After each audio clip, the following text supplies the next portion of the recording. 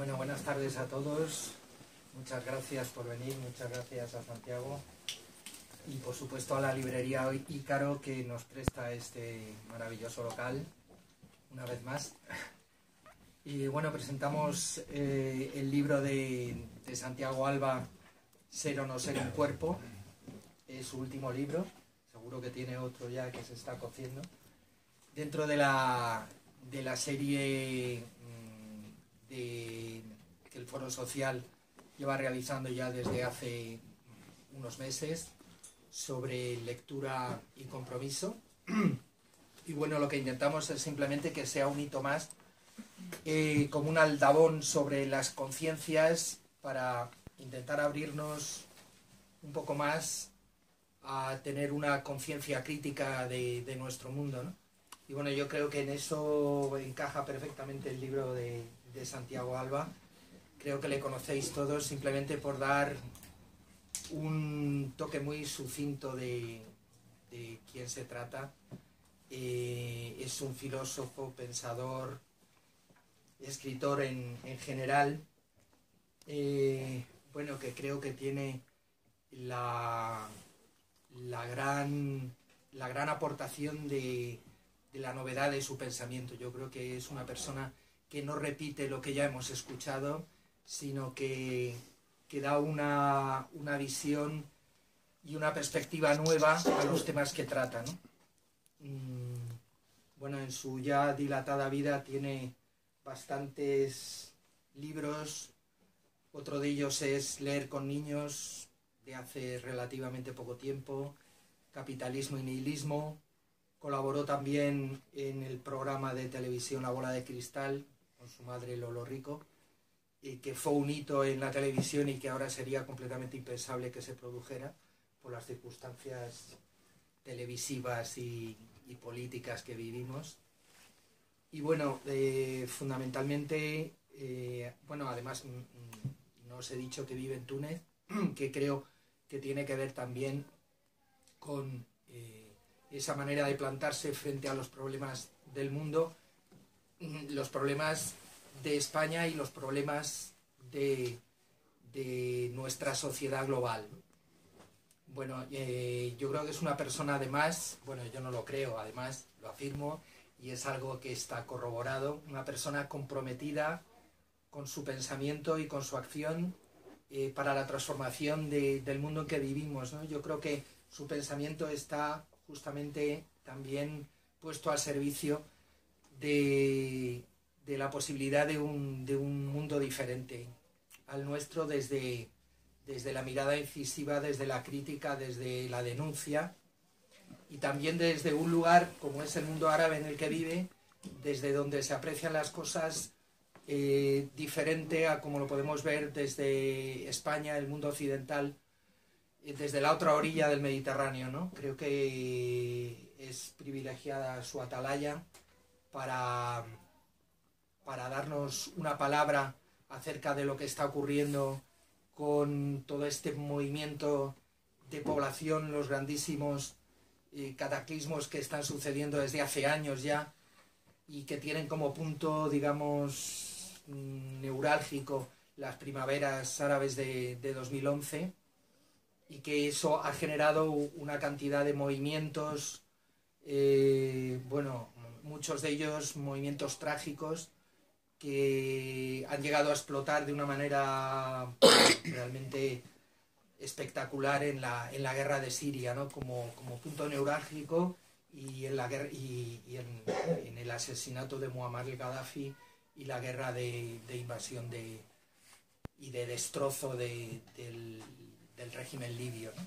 Siria, Libia, Irak y todo ese mare magnum de norte de África, Oriente Próximo, por supuesto con Palestina, con Israel, con los movimientos de población que está generando la guerra siria, y que nosotros desde la perspectiva de los europeos que vemos con ojos sorprendidos y muchos asustados la cantidad de gente que alcanza nuestras costas pretendiendo, digamos, suplantarnos o asumir una parte de nuestro bienestar, así es como se piensa en muchos sitios, eso causa, digamos, genera unos movimientos muy fuertes a nivel político también, que se están viendo pues en muchísimos sitios, ¿no? Que se están viendo en Austria, que se están viendo en Holanda, en Francia, etcétera, etcétera, ¿no? Y aquí también. Ese discurso islamófobo, desde el que también Santiago Alba tiene mucho que decirnos, porque escribió un libro que se titula Islamofobia, que creo que también es muy clarificador para poder entender un poco qué pasa con el fenómeno, ¿no? Bueno, dicho esto, yo creo que se podrían decir de él muchas más cosas, pero aquí lo que venimos es a presentar el libro de Ser o no ser, un cuerpo. Es un libro de pensamiento, de filosofía, con lo que tiene de extraño en el mundo de hoy escribir sobre esto, porque realmente no estamos acostumbrados a que alguien de pronto nos cuente en 350 páginas una reflexión profunda sobre el cuerpo y sus implicaciones, ¿no? Y me parece que tiene mucho mérito que haya alcanzado una segunda edición ahora. En tan poco tiempo, porque quiere decir que hay ganas de entender, ¿no? Y que aunque haya que hacer el esfuerzo de leer un libro de filosofía, que a veces no es tan fácil de leer como un artículo periodístico o un titular de un medio de comunicación digital en el que todo está ya muy digerido y lo único que te están lanzando es el alimento ya directamente preparado para hacer la digestión, incluso digerido ya. Entonces creo que aprender a leer intentando sacar nosotros conclusiones a través de la reflexión, a través del propio pensamiento, es un lujo que solo podemos agradecer a personas como Santiago y otros que escriben para azuzarnos a la reflexión, ¿no? Y bueno, creo que esto es para darle las gracias, también para darle las gracias que su libro no sea siempre fácil de leer. Hay algunas partes que bueno, a mí me han resultado más difíciles, pero simplemente porque creo que hay que hacer el esfuerzo de entender, ¿no? Y hacer el esfuerzo de entender siempre es bueno. Decir que el libro es un libro que parte de una pregunta, ¿no? ¿Ser o no ser un cuerpo? Me parece, es como la pregunta shakespeariana, pero aplicada al cuerpo. Y la reflexión que se hace en torno al cuerpo es una reflexión que lleva lejísimos, ¿no? O sea, me parece realmente apasionante seguir todo ese discurso, porque es un camino que te va llevando por unos paisajes en los que aparecen cuentos, aparecen mitos, aparecen pinturas, aparece la historia de nuestra cultura, ¿no? O sea, de alguna manera está ahí representado lo que es la herencia que llevamos asumida de nuestro bagaje cultural, y también la rebelión frente al padre, lo que hablábamos, ¿no? Es decir, es verdad, yo soy el heredero de toda una tradición cultural, pero también me atrevo a pensar con autonomía y a pensar con libertad, y en eso soy capaz de dar una palabra nueva, ¿no? Y en ese sentido, bueno, yo creo que Santiago nos proporciona una mirada personal respecto al cuerpo, y bueno, solamente deciros que parte de un hecho que es como la lanzadera de todo su libro, que el hombre es el ser que se rebela contra su cuerpo y que está buscando constantemente huir de él. ¿Cómo huir de él? Y hay una parte final. Hay muchas formas de huir del cuerpo, muchas maneras de intentar huir del cuerpo, pero hay una final que a mí, bueno, me ha resultado muy impactante, que es huir en el cuerpo del otro. Cuando habla de la compasión, creo que está hablando de algo que toca una fibra que tiene que ver con ponerme en el lugar de otro. O sea, y de pronto lo hice además de una manera muy bella porque tiene un lenguaje en el que la poesía está al servicio del pensamiento, ¿no? Y la compasión es un valor que tiene que ver con la huida del cuerpo también, pero que tiene que ver con la justicia social, que tiene que ver con la lucha por un mundo diferente y en definitiva tiene que ver con una transformación radical. Bueno, sin más, te vamos a escuchar a Santiago. Muchas gracias. Gracias a Ángel Luis y gracias al Foro Social de Segovia y gracias a la librería Ícaro por su hospitalidad. El libro se llama, en efecto, Ser o no ser un cuerpo, que es una pregunta extraña, que plantea un dilema no shakespeariano, en principio absurdo, y voy a empezar haciendo un spoiler y contando el final. El final es, sí, somos trágicamente cuerpos en sociedades que están concebidas o dispuestas para que lo estemos constantemente olvidando. Yo, cuando presento este libro, nunca sé por dónde empezar, aunque sé siempre dónde voy a terminar. Y siempre empiezo con alguna historia, con algún cuento, como hago a lo largo de las páginas de este largo texto. Utilizo mucho estas ganzúas que abren todas las puertas, que son los relatos o los mitos, para adentrarnos en senderos que a veces no sabemos dónde nos van a llevar, o solo lo descubrimos cuando, al volver la esquina o detrás de un meandro en el curso del río, pues nos encontramos con una gran nave o con una ensenada y un puerto. Y en este caso, como estamos en una librería que se llama Ícaro, pues voy a contar la historia de Ícaro, porque en el libro cumple una función importante. Como ustedes recordarán, Ícaro era el ingeniero más sabio de la antigüedad mítica griega. Y el rey Minos, de la isla de Creta, le había encargado que construyera un laberinto para alojar en su interior a este pobre monstruo, hijo de los amores adúlteros y zoófilos entre su mujer Pasífae y un hermoso toro que campaba en las praderas de la isla de Creta. Y para encerrar este monstruo de tal manera que pudiera alimentarlo, nadie pudiera liberarlo, nadie pudiera salir vivo del laberinto, pues encargó esta obra de ingeniería genial al más genial de los ingenieros de la antigüedad.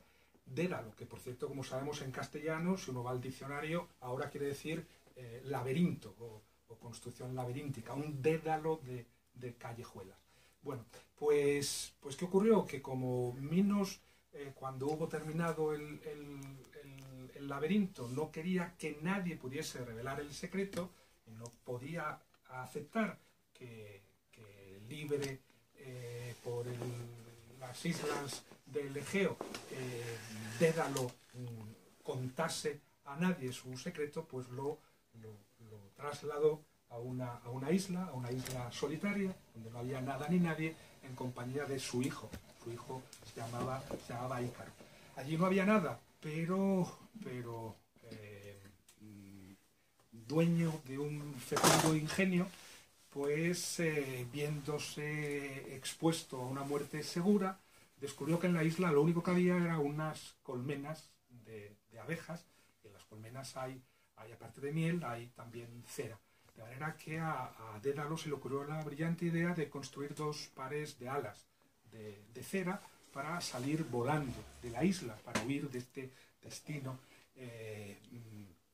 fatal al que les había condenado el rey Minos. Entonces construyó 2 pares de alas, él se puso un par a las espaldas, y le dijo a su hijo Dédalo, a su hijo Ícaro, que se pusiera las otras y que tuviera muchísimo cuidado, que no se dejara llevar por el entusiasmo de volar, y se alejara tanto de la tierra y se acercara tanto al sol, que expuesto al calor del astro rey acabara perdiendo las alas y cayendo en el mar. Como sabemos exactamente lo que ocurrió. A mí esta historia me gusta tal y como la cuenta mucho tiempo después, es una historia mítica, pero en todo caso mucho después de que acabara la cultura griega, y la historia de la civilización griega, cómo lo cuenta en un cuadro de 1553 uno de los grandes pintores del pasaje, digamos, de la Edad Media al Renacimiento, ya renacentista, pero con una visión muy medieval del mundo, que es Bruegel, el viejo. En 1553 pintó un cuadro, es una lástima, por siempre lo llevo conmigo, y de hecho lo tengo en el bolsillo, en un pendrive, pero no lo puedo proyectar aquí. Es un cuadro que se llama Paisaje con Ícaro, pero que yo en mi cabeza siempre lo titulo de manera espontánea, y cuando hablo de él siempre lo anuncio de esta forma, lo llamo El fracaso de Ícaro. ¿Y qué se ve en este cuadro? Pues se ve en una composición perfectamente estudiada, en la mitad izquierda, por la que entra el ojo en primer plano, dominando todo el campo visual. Se ve a dos representantes de lo que podríamos llamar el neolítico, que en realidad Bruegel ha sacado de la Biblia. Era un gran lector de la Biblia. Estaba obsesionado con el mundo campesino, con las regularidades, el paso de las estaciones, las fiestas. Era un hombre, pues, que estaba a medio camino, ¿no? A medio camino de la cultura medieval, bíblica, y la cultura renacentista, con estos referentes griegos como el de Ícaro, que eran muy típicos del Renacimiento. Y en esto hay dos personajes en la mitad izquierda del cuadro, dominando toda la escena, que son un campesino que rotura la tierra con un arado primitivo en primer plano, y un poco por detrás de él hay un pastor que lleva a ramonear su rebaño mientras contempla el cielo. Uno está mirando al cielo, rodeado de su rebaño, que parece también como si lo hubiera sacado de ahí Leopardi en ese famoso poema que se llama Canto Nocturno de un pastor errante de Asia, una maravilla de poema, y el campesino está rodeando la tierra, precedido por una bestia, y mirando más bien al suelo. Los dos, en cualquier caso, están completamente al margen de lo que está ocurriendo en la mitad derecha del cuadro. Esta es la imagen idílica de la Biblia, ¿no? El reparto del mundo entre campesinos y pastores, presidido por la regularidad de las estaciones, por las fiestas religiosas, las ceremonias, las liturgias, el mundo que encandilaba a Bruegel el Viejo. Y del otro lado, ¿qué vemos? Vemos al fondo, en una ensenada, dos o tres barcos, uno más cerca, los otros más alejados, ya casi en un piélago remoto, y son barcos que obviamente, estamos en 1553, estamos hablando de los Países Bajos, pues es claro que están yendo o viniendo de América, ¿no? Cuyas riquezas pues hicieron la acumulación original de capital en Europa, y sobre todo en los Países Bajos, en Génova, en Inglaterra, ¿no? Toda la riqueza pasaba por España e iba a alimentar las arcas y la economía de estos países. Por lo tanto, son barcos que imaginamos que van o vuelven de América, de saquear América, de traer las riquezas de América al continente europeo. Y yo, cuando proyecto esta imagen, siempre pregunto, pero ¿y dónde está Ícaro? El cuadro se llama Paisaje con Ícaro o El fracaso de Ícaro, y uno ve al campesino, ve al pastor, ve esos barcos en la ensenada, en la mitad derecha, pero ¿dónde diablos está Ícaro? Y esto parece como esa serie de libros que se pusieron de moda durante un periodo, ¿no? Que era ¿Dónde está Wall-E? Creo, ¿no? Había que buscar a Wall-E en medio de una multitud, en distintos escenarios. Y después de mucho buscar, uno descubre una salpicadura de espuma en la parte derecha inferior del cuadro, y cuando se fija aún más, ve cómo salen dos piernas que se agitan, con esta capacidad prodigiosa que tenía Bruegel también para representar el movimiento, dos piernecitas que se agitan de un cuerpo que está ya casi sumergido en el agua y que desprenden una salpicadura de espuma. Es Ícaro en el momento de caer, es como si hubiera estado volando durante siglos y siglos y siglos y hubiera caído al lado de esos barcos que van o vienen de América, fracasando en su misión. Entonces, creo que es un cuadro claramente ideológico. Hay una toma de partido clara de Bruegel contra, yo voy a llamarlo así, es como lo llamo en el libro, contra la historia. Es una toma de posición en contra de las revoluciones marítimas, en contra de las revoluciones tecnológicas, en contra de la conquista de América, en contra de todos esos procesos que se están abriendo precisamente en ese momento y que van a cambiar por completo la fisonomía de Europa y también la fisonomía del mundo. Bruegel dice, no, yo aquí en mi cuadro, en mi cabeza, en mi vida, gana el neolítico, gana la regularidad, gana la lentitud, ganan de alguna manera los cuerpos, los procesos en virtud de los cuales los cuerpos con mucho trabajo consiguen producir los medios de su propia supervivencia y al mismo tiempo un excedente que después se gasta en fiestas en las que todos muy alegremente bebemos y confraternizamos. Bueno, esa es la apuesta de Bruegel el Viejo, ¿no? Por el viejo mundo, por el mundo que está a punto de desaparecer. Y ahí Ícaro es condenado a muerte por Bruegel el Viejo. Yo, cuando hablo de esta imagen, siempre contrapongo otra, una de 1945, que es la de los bombardeos de Dresde, una ciudad devastada por los bombardeos aliados, en los que de alguna manera a mí me llamó mucho la atención. Fue un descubrimiento muy grande, porque el cuadro de Bruegel me enamoré hace 25 o 30 años y solo hace 2 años y medio descubrí el paralelismo invertido que existe entre la imagen del cuadro de 1553 de Bruegel el Viejo y la imagen, una foto famosísima que seguramente todos ustedes han visto, de Dresde devastada por las bombas aliadas en 1945. Y es como una inversión en paralelo del cuadro de Bruegel, porque lo que vemos en el cuadro lo que domina en el cuadro de Bruegel ha desaparecido por completo y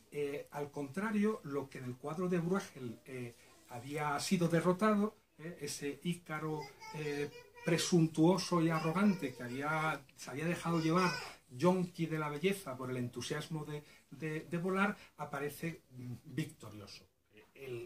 La imagen esa, la fotografía famosa de los bombardeos de Dresde, se podría de hecho titular La victoria de Ícaro, ¿no? 400 años después. ¿Por qué? Porque se han invertido en la composición enteramente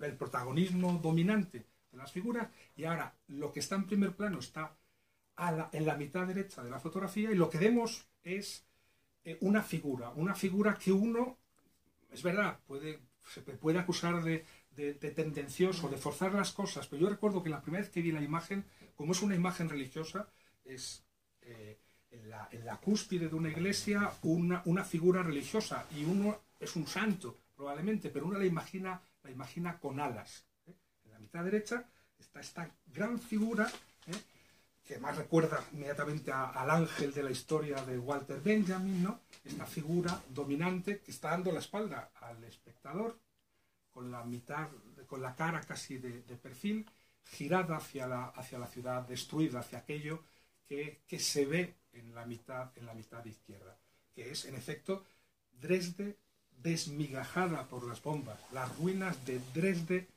completamente aplanada por la destrucción aérea, ruinas entre las cuales no se ve ni un ser humano, ni una camisa tendida en una cuerda, ni un perro, es completamente vacío.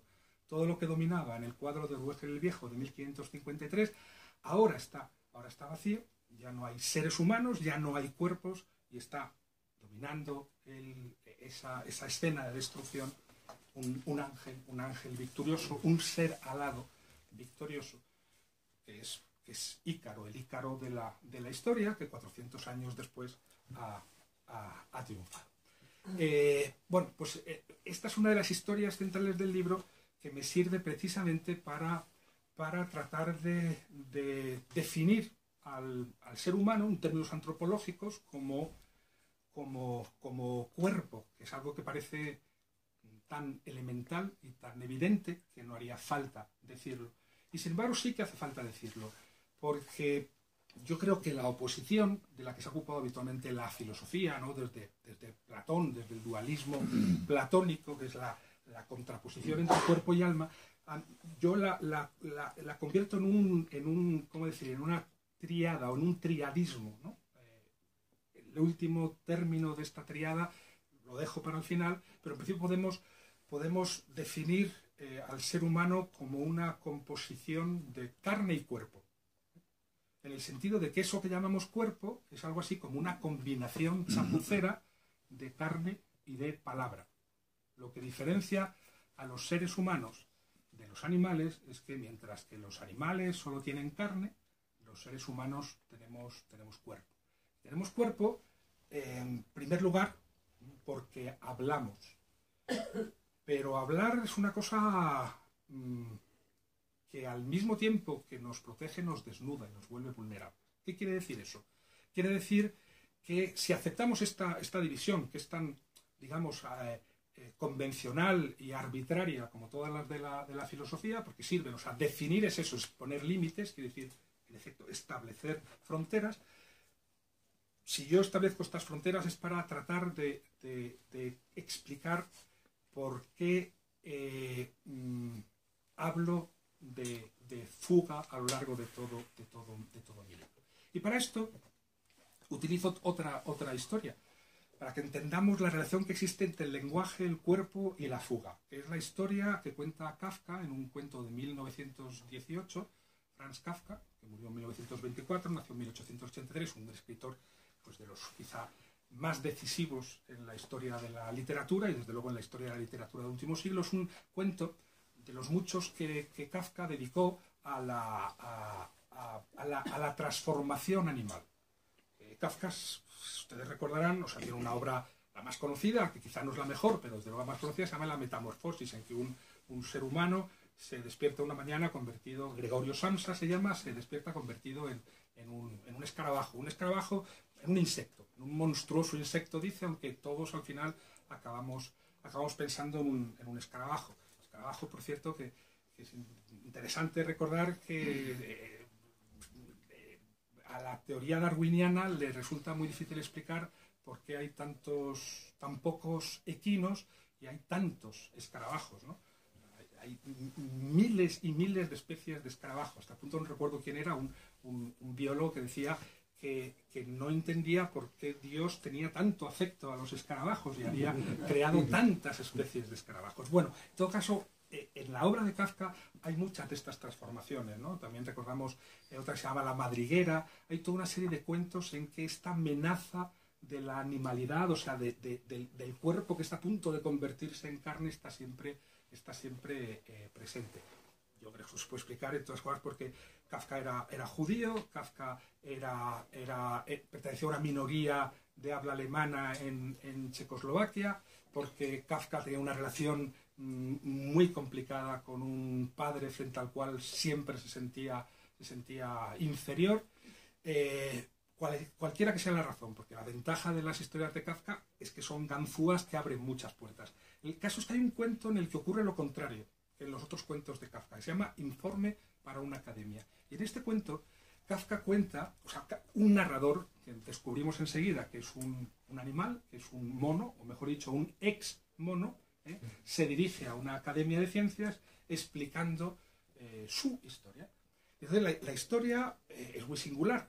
Este es un mono que está saltando de árbol en árbol en compañía de otros monos en una vaga selva tropical cuando es capturado por unos marinos que matan a algunos de sus compañeros. A este mono, el que está contando la historia, lo hieren gravemente y lo trasladan a la nave, que puede ser uno de esos barcos como el del cuadro de Brueghel el Viejo, que están yendo o viniendo del Nuevo Mundo, que en todo caso está en alguna misión colonial. Lo trasladan allí y lo encierran en una jaula. Entonces cuenta el mono, el ex mono, cómo se sentía. Se sentía, por un lado, atrapado, ¿no?, cautivo en una jaula muy estrecha, entre dos tablones de madera, con unos barrotes a través de los cuales apenas veía la luz. Estaba herido, por lo tanto iba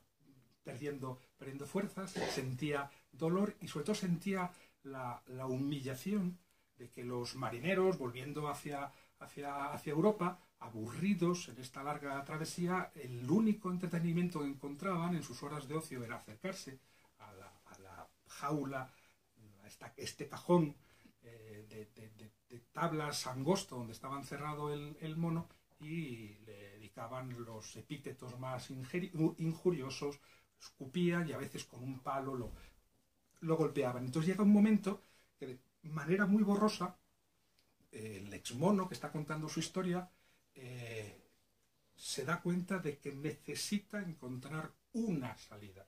Es muy interesante como lo cuenta Kafka, que por eso es un autor francamente filosófico, porque dice precisamente esto, dice que lo que él buscaba no era la libertad. No era la libertad. La libertad, que es un concepto que se sobrevalora, dice, en el mundo de los humanos. Yo lo único que quería era una salida. Lo dice así, ¿no? Temo que no se comprenda bien lo que yo entiendo por salida. Empleo la palabra en su sentido más cabal y más común. Intencionadamente no digo libertad. No hablo de esa gran sensación de libertad hacia todos los ámbitos. Cuando mono, posiblemente la conocí y he visto hombres que la añoran.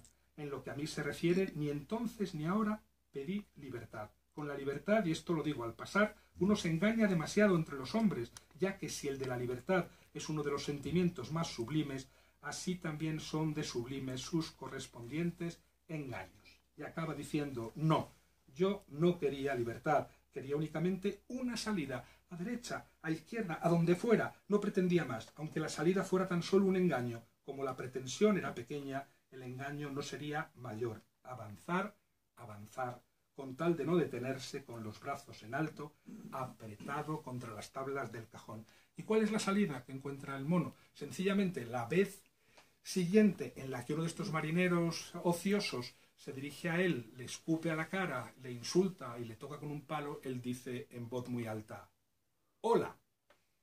Y a partir de ese momento se convierte en un ser humano.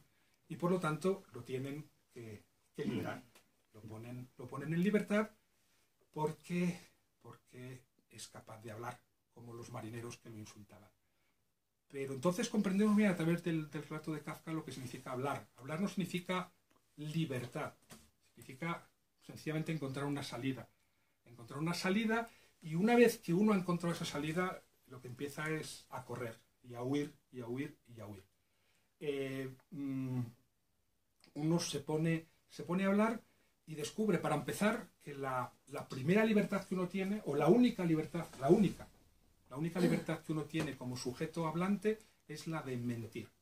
Si somos libres como sujetos hablantes es porque podemos mentir. Nos pueden obligar a cualquier otra cosa, nos pueden obligar a ponernos de rodillas, nos pueden obligar incluso a recitar una obra de teatro que no queremos representar, nos pueden obligar a cantar, pero nadie nos puede obligar nunca a decir la verdad. Y este núcleo de libertad es realmente angustioso, porque si somos libres porque mentimos, pues eso quiere decir que desde ese momento estamos expuestos, como sabemos, a toda clase de manipulaciones, de autoengaños, en fin, vivimos amenazados por la libertad. Pero el lenguaje básicamente es eso, es una salida que nos permite de pronto abandonar, por así decirlo, la carne y nos convertimos en cuerpos. Y cuando somos cuerpos, ¿qué es lo que nos ocurre? Pues que tenemos que seguir huyendo. Ahora ya somos cuerpos y comenzamos a huir. Y esa huida del cuerpo, esa fuga del cuerpo, es lo que llamamos cultura, es lo que llamamos historia, es lo que llamamos tecnología. Desde el mismo momento en que los seres humanos encontramos una salida, que es el lenguaje, resulta que empezamos a huir del cuerpo. para que entendamos de manera muchísimo más tangible lo que quiero decir. ¿Qué ocurre cuando de pronto una situación absolutamente familiar y común, cuando dos desconocidos se encuentran en un cajón, como el de el que está encerrado, el exmono que se dirige a la academia, ese cajón que llamamos ascensor? Cuando dos desconocidos se encuentran en un ascensor, ¿qué les ocurre? Que se sienten enormemente incómodos. Si se conocen, están muy relajados. Y además son novios, pues puede que incluso aprovechen para besarse. Y pueden estar en silencio. Si se conocen, pueden estar en silencio, porque el silencio no es incómodo. Pero cuando no se conocen, de pronto el silencio se vuelve incomodísimo. Porque ¿qué es lo que hace el silencio? Es encerrarnos en nuestros propios cuerpos. Pero cuando el silencio nos encierra en nuestros propios cuerpos, ¿qué es lo que descubrimos? Que encerrados en nuestros propios cuerpos, en lo que estamos encerrados es en realidad en nuestra lengua materna. El silencio es algo así como la victoria total, la clausura total de la lengua. De hecho, hablamos contra la victoria lingüística del silencio. Hablamos contra el lenguaje. Cuando estamos callados, cuando estamos en silencio, lo que ocurre es que nos hablamos a nosotros mismos. El lenguaje se apodera enteramente de nosotros. Y por eso nos sentimos incómodos. Si fuéramos un trozo de carne, si pudiéramos en silencio convertirnos en una silla, si cuando dejamos de hablar nos convirtiéramos en piedra o en sal, como la mujer de Lot, pues no nos sentiríamos nada incómodos, porque las piedras no se sienten incómodas. Nos sentimos incómodos porque entonces somos más que nunca lenguaje. Y entonces, contra ese lenguaje que somos y que se ha apoderado de nosotros, ¿qué es lo que hacemos? Nos ponemos a hablar. Felizmente, toda una serie de convenciones que nos permiten hablar del tiempo. Y gracias al cambio climático, además, el tema se impone, queramos o no, allí donde estemos. Y entonces, pues dice, pues, ¿qué calor hace hoy? Sí, qué raro, porque estamos en marzo. Y entonces ya más o menos van pasando los pisos y llegamos al final y nos libramos con un suspiro, no del otro, nos libramos, por fin, de nuestro cuerpo. Bueno, de esto trata un poco el libro, de qué es lo que ocurre con ese cuerpo que somos. ¿Y cómo huimos? Entonces yo digo que hay tres formas de huir del cuerpo. Y esto estoy aquí definiendo todavía la condición, digamos, antropológica del hombre. Hay tres formas de huir, o tres formas de fuga, que son fugas intracorporales, fugas intercorporales y fugas extracorporales. Esto parece muy complicado, pero se entiende muy fácilmente. ¿Cuáles son las fugas intracorporales? Pues aquellas que que dejan en evidencia que el cuerpo es una cosa, que el cuerpo es un territorio. El cuerpo es un territorio que, como todos los territorios del mundo, está, sobre él soplan los vientos, a veces le acarician o le empujan las aguas, va cambiando, su orografía va cambiando con la edad. Somos un territorio. Y en ese territorio clavamos banderas, o nos ponemos un piercing, nos hacemos tatuajes. Lo primero que hacemos, y es la primera, digamos, marca cultural junto con la del nombre, cuando nacemos, nuestros padres nos ponen un nombre y al mismo tiempo nos ponen ropa, porque somos las criaturas más frágiles y más desprotegidas de la naturaleza. De manera que esos son digamos, la fuga intracorporal. Desde el mismo momento de que nacemos, pues nos ponemos ropa y luego empezamos a trabajar sobre nuestro cuerpo. También la danza, también el erotismo, son formas de huida del cuerpo desde el cuerpo. Luego está la fuga intercorporal, una de la que ya hemos hablado, que es la fundamental porque contamina todas las otras, que es el lenguaje, pero también, digamos, la capacidad para producir objetos. Es lo que luego pues, va a llamar Hannah Arendt un mundo, ¿no? El mundo es precisamente, con Heidegger, el mundo es aquellos objetos que entre los cuerpos revelan la existencia de un espacio común. Pues todo lo que produce la técnica primero y luego pues un carpintero, una silla, todas esas cosas. Y luego los medios extracorporales ya tienen que ver con algo así como con un paso ulterior al de la fuga intercorporal, que es la propia tecnología, sobre todo a partir de principios del siglo XIX, de la primera revolución industrial, y luego las 2 o 3 sucesivas que se han producido a lo largo del siglo XX y estos principios del siglo XXI. Lo que ha ocurrido es un acelerón que de alguna manera, en una sociedad como es la nuestra, capitalista, de consumo, ha generado la ilusión de una consumación de la fuga. Nos hemos hecho la ilusión de que finalmente hemos terminado de huir, que ya hemos escapado definitivamente al cuerpo. Esta es una ilusión muy, muy peligrosa. Primero porque la cultura misma consiste en huir, en ese desasosiego que nos lleva a huir. Si finalmente nos convencemos de que hemos triunfado, de que ya no hay que seguir huyendo, pues yo creo que el daño que hacemos a la cultura humana es inmenso. Pero luego porque no es posible acabar nunca esa fuga. Y de hecho estamos siempre recayendo. En mi libro hablo, por un lado, no sé si estoy contando todo el libro y ya me hace falta leerlo, por un lado están estas fugas y por otro lado están las recaídas. Estamos recayendo siempre en el cuerpo. ¿Dónde comparecen los cuerpos? ¿Dónde reaparecen los cuerpos? Pues reaparecen, por ejemplo, en las fronteras, en los campos de refugiados, en los hospitales, también felizmente todavía en las cunas de las maternidades, pero aparecen siempre como residuales, molestos, vergonzantes, como obstáculos y como cáscaras, como algo que nos estorba, que nos molesta. Ha habido un desplazamiento claro, antropológico, desde el cuerpo hacia un exterior vacío e infinito, ¿no? Antes todo ocurría o en nuestro cuerpo y en nuestros alrededores, y ahora nada ocurre ya ni en nuestro cuerpo ni en nuestros alrededores. Bueno, estas recaídas, antes Ángel Luis hablaba de una de ellas, estas recaídas son, pues desde luego, la vergüenza, el aburrimiento fundamental, que es otra cosa que está prohibida en nuestras sociedades capitalistas de consumo. Ya nadie se aburre, porque en todas cosas hay una industria del entretenimiento que nos impide aburrirnos, porque hay unas tecnologías que allí donde uno está a punto de aburrirse, como nos aburríamos todos, yo creo que los que estamos aquí todos nos hemos aburrido alguna vez porque ya tenemos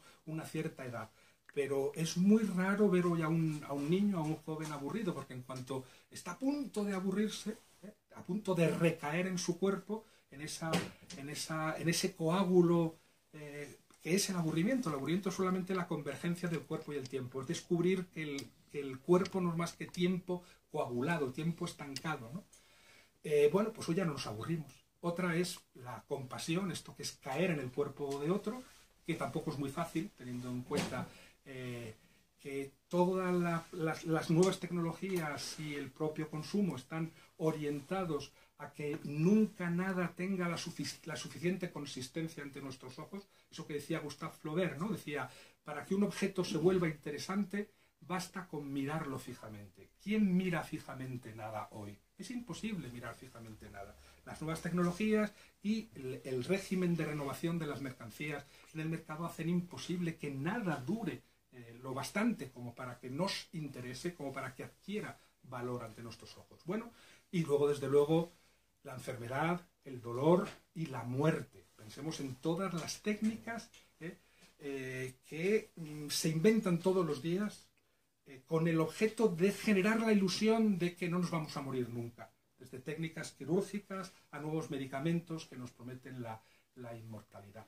Pues es una sociedad que de alguna manera prohíbe las recaídas o las impide, pero recaemos porque acabamos envejeciendo, queramos o no, y acabamos muriéndonos. Y decía, y ya acabo, decía que frente al dualismo platónico que distinguía entre cuerpo y alma, yo introducía este dualismo entre cuerpo y carne, y luego introducía un tercer elemento, que es aquello que aparece allí donde uno cree que ha consumado definitivamente la fuga. Y eso se llama, o lo llamamos, imagen. Y para que se entienda bien lo que quiero decir, utilizo en el libro la historia por un lado, de Eco y Narciso, pero sobre todo la del vampiro, ¿no? ¿Qué es un vampiro? Un vampiro es una criatura que no se refleja en el espejo. ¿Y por qué no se refleja en el espejo? Precisamente porque es solo cuerpo, porque es tan cuerpo, tan cuerpo, tan cuerpo, que no emite ninguna señal visual.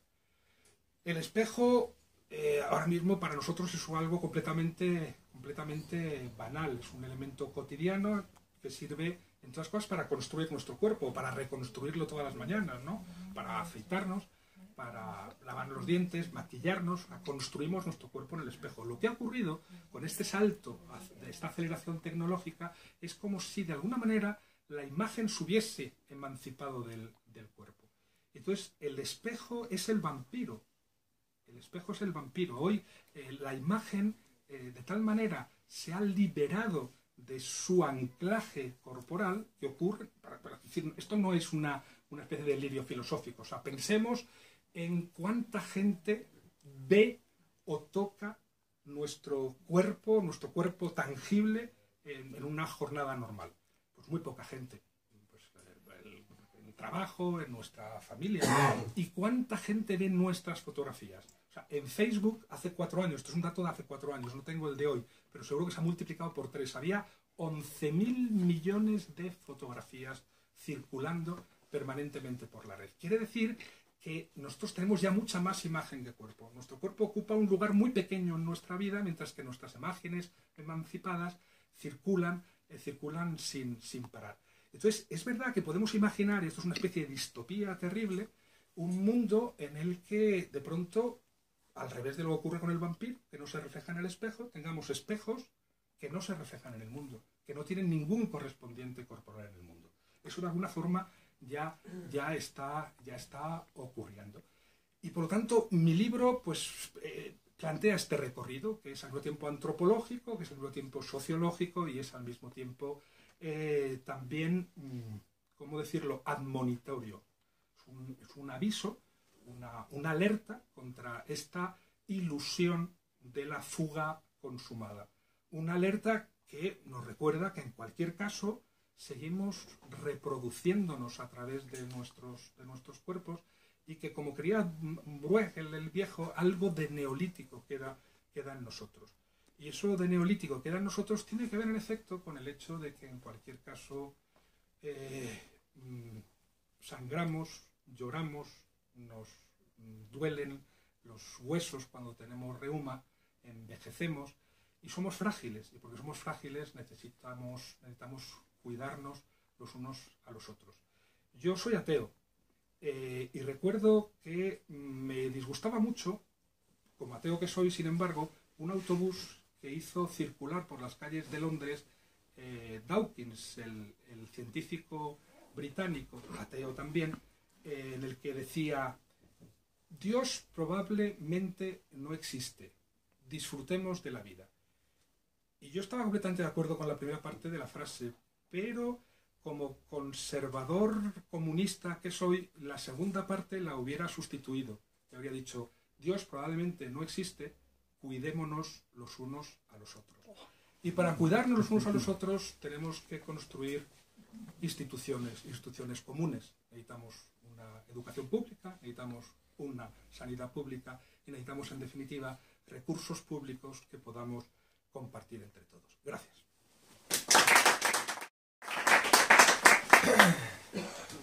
Muy bien, pues si queréis pasamos a una ronda de preguntas, reflexiones, opiniones y todo lo que se os ocurra.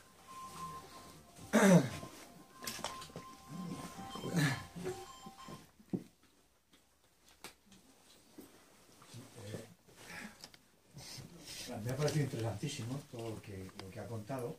Está haciendo un extraordinario esfuerzo, también lo digo, por asimilarlo. Y entonces, llevándolo a la tierra, la conclusión que sacamos es que estamos en el desastre. Tenemos que volver atrás para recuperar lo que hemos ido dejando. O sea, las recaídas esas, fatal, ¿no? Hay que entender esto en el mensaje final. de que el mundo al que nos enfrentamos ahora no es demasiado recomendable, sino que hay que ir al neolítico. No se puede volver atrás. Yo creo que esto también está claramente... O sea, a mí me gustaría, esta nostalgia que se ve en el informe de la Academia del mono, ¿no? Que dice, la nostalgia de la libertad. Sabemos cuántas personas en un mundo que viven como hostil piensan en volverse al campo, por ejemplo, ¿no? A un campo que ya no existe, a un campo abandonado, vacío, en el que no hay recursos. El otro día veíamos la emisión de Jordi Évole sobre la España vacía, ¿no? Hay una nostalgia, pero yo creo que mi cometido como pensador es tratar de decir la verdad. Y la verdad es que no hay vuelta atrás, salvo, como decía Platón, salvo cataclismo. Yo no quiero un cataclismo. Naturalmente, si hay un apocalipsis nuclear y solo quedan las cucarachas y, como decía Platón, 4 hombres, machos, ¿no? Decía él, ásperos y rudos, y algunos nombres, porque los nombres, al menos según Platón, son más duros que las cucarachas. O sea, que eran cucarachas, algunos nombres por ahí sueltos, y 4 varones ásperos y rudos, y en ese caso pues habría que volver a empezar, ¿no? Pero ese es el mundo de la carretera, de la famosa novela de ¿cómo se llama? Una magnífica novela. Yo no quiero eso, porque tengo hijos, y yo no quiero un cataclismo. Por lo tanto, no se puede volver atrás. Hay que ver qué hacemos con este modelo, que es un modelo tecnológico difícilmente reversible. ¿Y qué hacemos con un capitalismo de consumo que, si es desmontable, yo creo que en estos momentos no es transformable de manera radical? Y un modelo capitalista de consumo, además, al que, si no tenemos mucho cuidado y teniendo en cuenta cómo están las cosas, en lugar de reemplazar algo mejor, podría ocurrir que lo reemplazara algo peor. A mí eso me da mucho miedo. Por lo tanto, tenemos que partir de lo que tenemos. No dejarnos llevar por la nostalgia, ni creer que se puede volver atrás. Por lo tanto, se trata de ser muy críticos, a sabiendas de que estamos ahí sumergidos y que es ahí donde hay que dar la batalla. ¿Y en qué sentido hay que dar la batalla? Y pues acababa recordando que sí que creo que, como recaemos, como tenemos cuerpo, como volvemos al cuerpo, nos guste o no, conviene que no lo olvidemos. Y conviene, por tanto, que hagamos 2 cosas. Yo creo que son las dos patas sobre las que hay que sostener cualquier construcción de un mundo relativamente alternativo, más democrático, más justo, más igualitario. Y esas 2 patas son, una, sin duda, el derecho, y la otra, los cuidados. Y tratar de fundar precisamente el derecho, no solamente en la razón ilustrada, que yo reivindico como parte de mi herencia filosófica e intelectual, sino también en los cuidados. Y eso implica, desde luego, pues dar todas las batallas que yo creo que en este país se están dando, con alguna ventaja respecto de otros países, aunque desde luego con la sensación de que podemos perderla, y tiene que ver con la defensa de las instituciones, clarísimamente.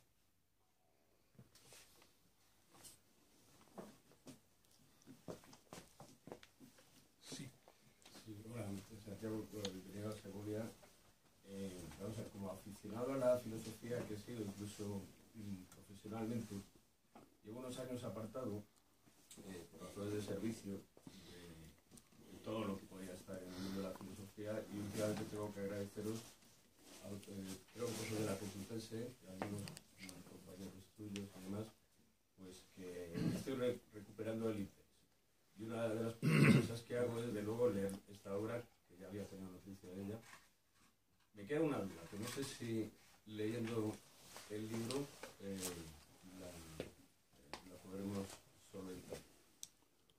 La cosa que hacen los filósofos, ¿es una fuga en el sentido en que has descrito antes? ¿O es una recaída? ¿O es las 2 cosas? ¿En qué papel tendría la actividad filosófica de reflexión, pensamiento, lectura y escritura? Bueno, lo primero es que yo espero que cuando acabes el libro no tengas una duda, sino 5. Y luego, sí, es una pregunta interesante.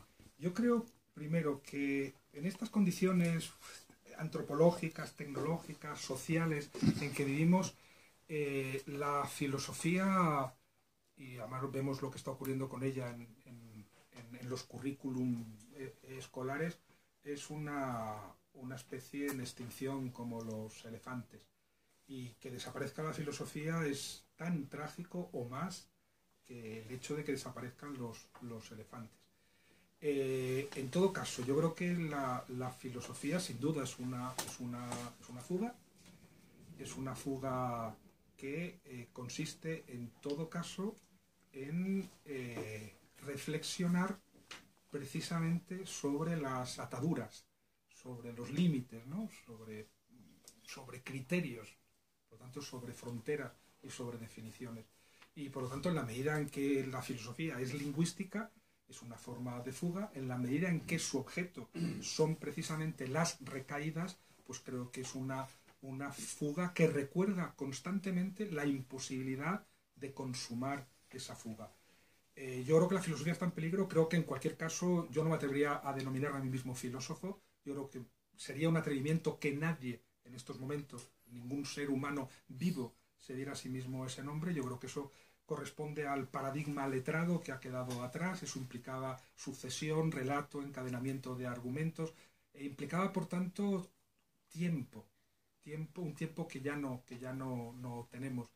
El desafío de los que nos dedicamos a escribir en estos momentos es el de encontrar un formato, un registro en que, sin renunciar a la profundidad, sea legible para lectores que están construidos en lo que llamo yo la cultura de los 5 segundos. Hay no solamente tecnologías, sino medios de comunicación que nos obligan a decidir todo en 5 segundos. Saber qué opinión tenemos sobre el cáncer y sobre el rey de Tailandia en 5 segundos, a decir si nos divorciamos o no en 5 segundos, si nos casamos o no en 5 segundos. Y en esta cultura de los 5 segundos, en que todo lo tenemos que decidir en 5 segundos, pues hacer filosofía es muy difícil. Yo creo que la filosofía tal y como la entendíamos, tal y como la aprendiste tú, como la aprendí yo, ¿no? Como la elaboración de sistemas holísticos que dieran un poco cuenta de todos los límites humanos, eso es una obra imposible. No hay nadie que pueda ya acometerla. Estamos en otra fase, digamos, de la cultura humana, y lo que sí que tenemos que hacer es, por supuesto, defender ese legado y seguir enseñando filosofía. Tú has hablado de los profesores de la Complutense. Yo soy más bien un outsider, aunque he estudiado y he sido compañero de todos a los que tú te refieres, ¿no?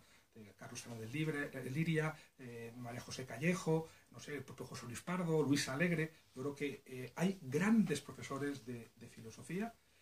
Ya no hay filósofos, pero sí hay grandes profesores de filosofía, y creo que deberíamos protegerlos como a los elefantes.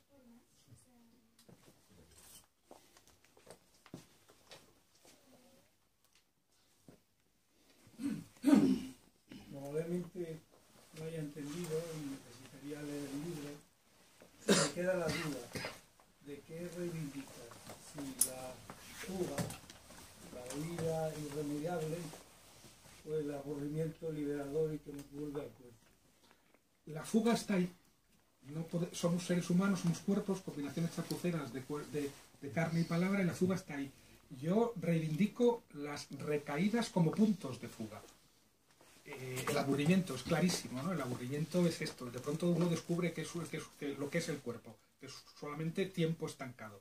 No hay nada más terrible que la experiencia del aburrimiento. Pero ¿cómo separar la experiencia del aburrimiento de la experiencia del arte, de la experiencia de la música, de la poesía, y también de la construcción de sujetos colectivos? Sencillamente, yo ponía el otro día el ejemplo porque me vino a la cabeza. Yo he sido siempre un gran lector de las historias de Guillermo Brown, ¿no?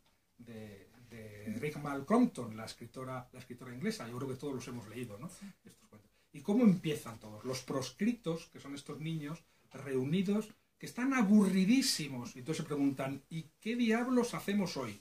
Y entonces tienen que inventarse algo, y la aventura comienza desde el aburrimiento. Y ahí es donde han empezado todas las aventuras humanas. Por lo tanto, estamos en la fuga.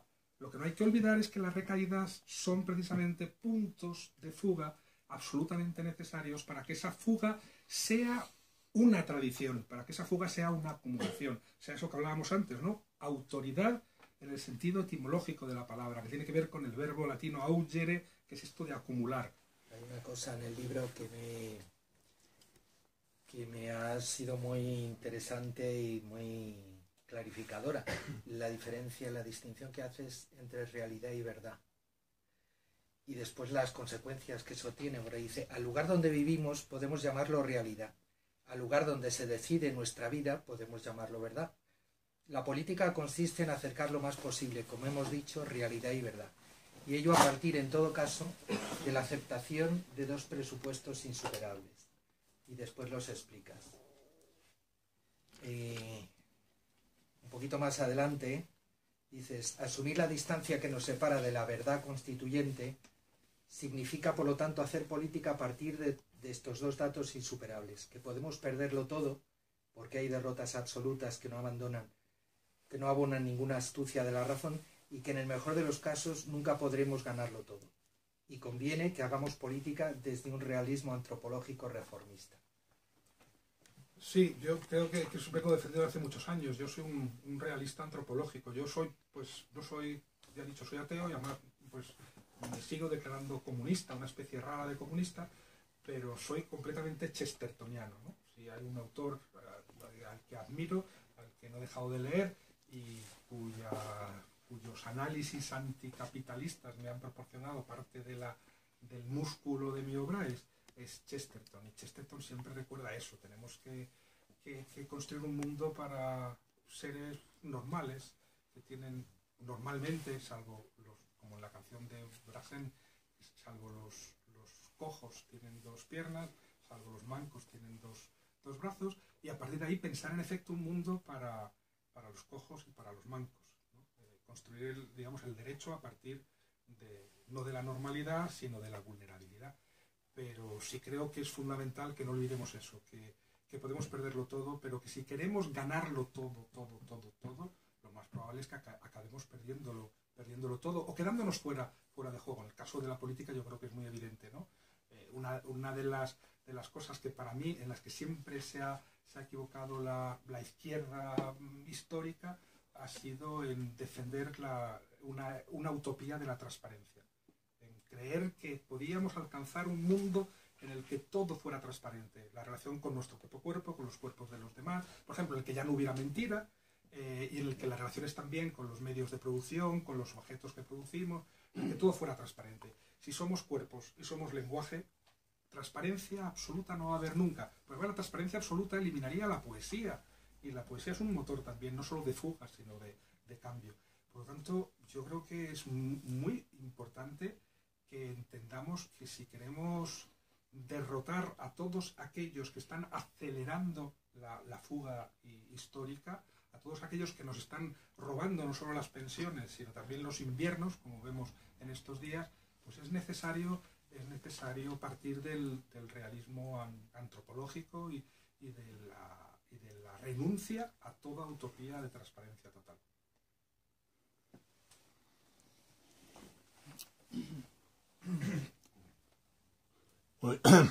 Yo, si no hay más palabras, no voy a decir más que una cosa.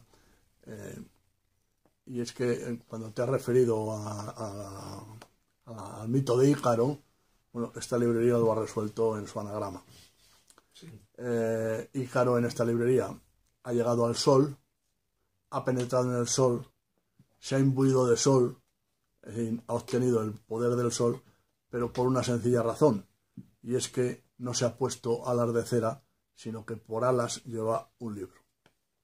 Pues no creo que haya mejor remate para esta presentación.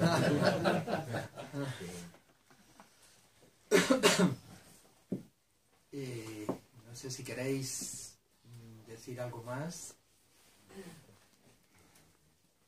Bueno, vamos. Pues nada, entonces lo damos por terminado. Pues muchas gracias. Gracias.